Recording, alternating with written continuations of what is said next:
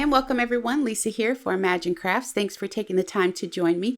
So today I have sat down and just experimented with some inks. We did a little bit of heat embossing during the video, but I'm going to walk you through everything that I did, what I was thinking while I was doing it. So let's just go ahead and jump in. I'm using some emboss clear embossing powder, Memento Luxe Wedding Dress ink, Versamark Dazzle, and Versamark ink. Now I have 3 colors of cardstock here that I'm going to stamp this gorgeous snowflake background onto. I'm only going to stamp one because I do all 3 exactly the same, but to save some time, we're only going to do this once. Now I've added anti-static powder to my cardstock, and I'm using my Versamark ink to stamp this up so I can add my clear embossing powder to it and heat set it. Now, I'm going to stamp this a couple of times. I want to be sure that I'm getting all of those gorgeous details stamped before I add embossing powder. That way, I don't have to try to come back in and stamp over it again. I have a theory on heat embossing. I found, or I feel like, and this is just my opinion, that when you hold your paper and you're heat embossing it, it has a tendency to warp. And I thought, what if you just left your paper laying on your work surface and then heat set it? Keep in mind, you need to protect your work surface. A silicone heat resistant mat is what works best. That's what I have on my desk. Underneath here, I have my Imagine craft mat. And underneath that, I have a silicone heat resistant mat that's actually for the kitchen, but I use it on my craft table all the time because it's perfect for when I'm ink blending. It's great for me to heat emboss on because it's heat resistant up to 400 and some degrees. And so by using that, it protects my work surface. And I've noticed that leaving the paper laying flat down helps to cut back on the warping of your cardstock. So here you can see I had no warping at all. Now I also found some papers warp no matter what you do. So this blue cardstock, the fibers in this blue cardstock seem to be looser than the other cardstock, if that makes any sense. And it warped some. But it wasn't so bad that I couldn't flip it over, heat it from the back side, and it flattened right back out again. Here we are. I kept the scraps from my cardstock that I cut down so I could test inks as I'm moving along. Now, my first card is this purpley punch color cardstock.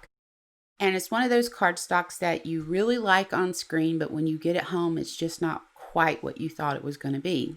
And I find that I don't grab it very often, but I really need to use it. So I thought, what if I stamped it and then after I heat set it, I went ahead and put white ink over it.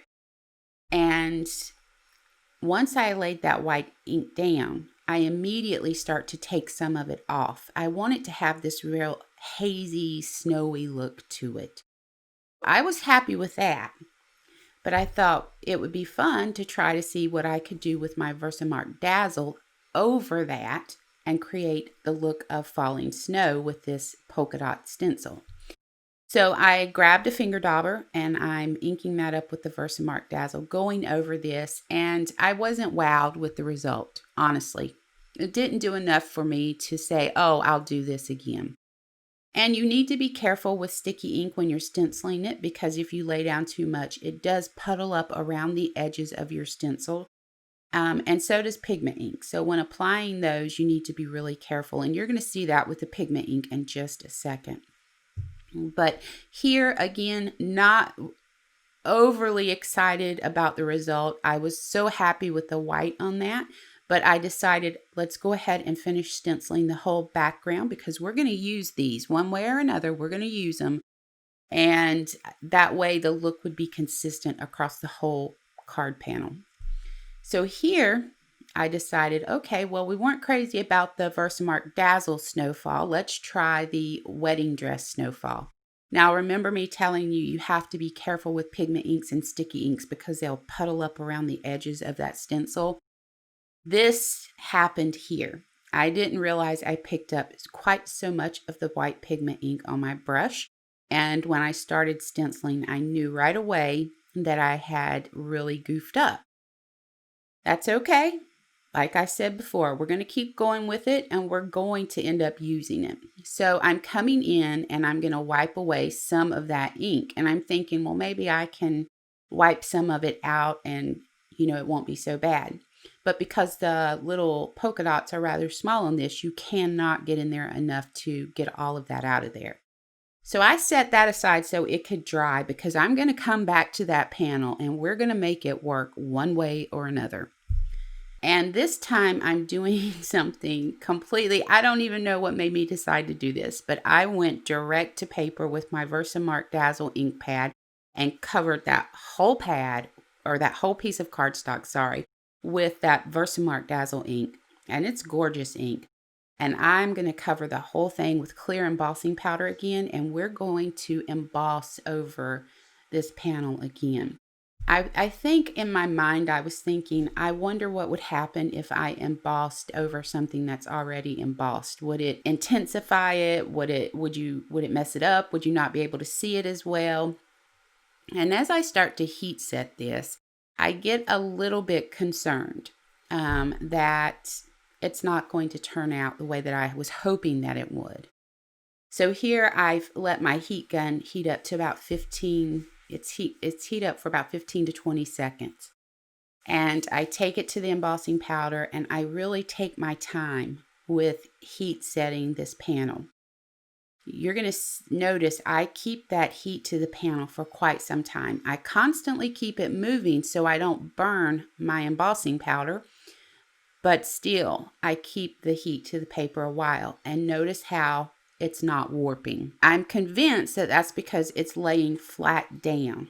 So it might be something you want to try. As I'm doing this, heat setting this, I'm not feeling it at all. I'm like, what have I done? I've messed up my panel. But I'm like, I'm going to see this through. This is experimenting, and we need to experiment to the very end to see the end result. So I'm going to continue heat setting this to see what the final result's going to be. And I have to say that by the time I've finished completely heat setting everything, I absolutely love the shimmer that I got with this. It's gorgeous. So here are all three panels we've been working on. I'm going to set the purple panel and the teal panel aside and focus now on this blue panel. Now I have run these through the die cut machine in rectangle die. I'll have that linked below for you. With this panel here, you see I just came in with the wedding dress pigment ink and I went into the center. Now this is a technique that I've even shared here on this channel. At the beginning of the year I did. And this is where you come in with the same color ink or a shade darker ink than your cardstock and you darken up the edges. And most of the time, I've never seen anybody do it like this, but most of the time they leave the very center of the cardstock untouched. They blend and fade into the center with their ink. And what it does is it darkens up the edges, making them just a tad bit darker than the center, and then it gives this nice glowing effect. Well, I thought, what if I laid down white ink in the center, since this is snow, and then we came in with our dye inks to darken up the edges. How would the glow effect be then? And I have to say that I was very pleasantly surprised with the results of this. I think that white ink in the center with the darkened up edges is stunning. It is so pretty. Now, I do want to point out to you, notice around the very edges where I've added the dye ink and the stenciling of the snow, the falling snow that I did, it's resisting that dye ink. So you still get that effect, that stenciled look through that dye ink. That is such a cool thing. I think I might try to come in and do some techniques in another video using pigment inks and dye inks together like that. Now, a lot of times when you do heat resist technique, your embossing powder starts to look a little, or your embossed areas start to look a little dull because you've been going over them, you're rubbing on them with your cloth, and it does affect them.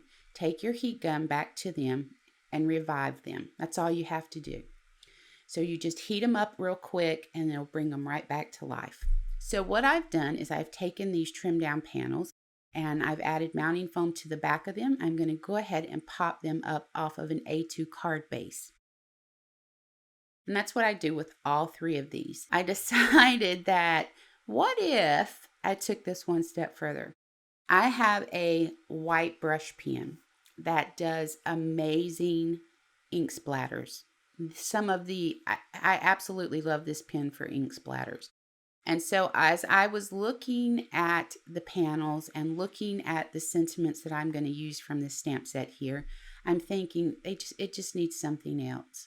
So I just take this white gel pen and I add the white splatters to my cardstock, and it just takes it to a whole new level. So here again, experimenting, I'm like, will this ink dry over this whole heat embossed card panel? Don't know. I'm thinking it won't because, well, heat embossing is plastic and this is ink. Is it going to dry? So I went ahead and I went with it, and guess what? It dried. So here's the end result of all of that experimenting. I had such a good time doing this video and playing around with my inks to come to this end result. Now, to finish these off, what I did was I stamped sentiments from that stamp set that you saw there at the end. I also did a little bit of die cutting with some alphabet letters and added those to the cards. To finish them off, super simple, just quick stamping with my Versa Fine Clair Morning Mist ink. Also, I used Twilight ink and Purple Delight to stamp the sentiments to match the card bases. And the trees and the alphabet letters, I'm going to have those linked below for you so you can check those out if you want to. I really had a great time with you guys today. I hope you enjoyed the video. Maybe you picked up some fun tips along the way. Let me know what you think about the cards in the comments below. And until next time, take care.